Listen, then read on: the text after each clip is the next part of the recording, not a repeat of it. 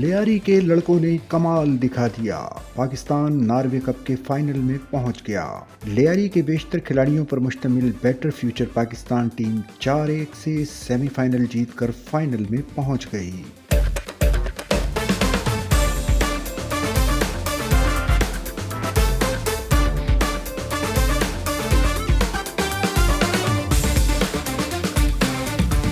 Norway کے میدان میں ہر طرف پاکستانی پرچموں کی بہار آ گئی۔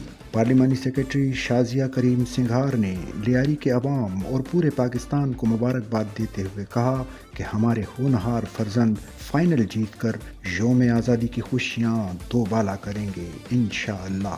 وزیر اعلیٰ سندھ مراد علی شاہ کی جانب سے لیاری کی فٹ بال ٹیم کو ناروے کپ 2025 جیتنے پر دل کی گہرائیوں سے مبارکباد دی گئی۔ لیاری کے نوجوان کھلاڑیوں نے دنیا بھر میں پاکستان اور سندھ کا نام روشن کیا۔ مراد علی شاہ نے کہا کہ لیاری کے نوجوان ہماری پہچان اور فخر ہیں۔ حکومت سندھ لیاری کے ہیروز کو قومی سطح پر پذیرائی دلانے کے لیے پرعزم ہے۔ وزیر اعلیٰ سندھ نے کہا کہ لیاری کی فتح پورے قوم کے لیے باعث فخر لمحہ ہے۔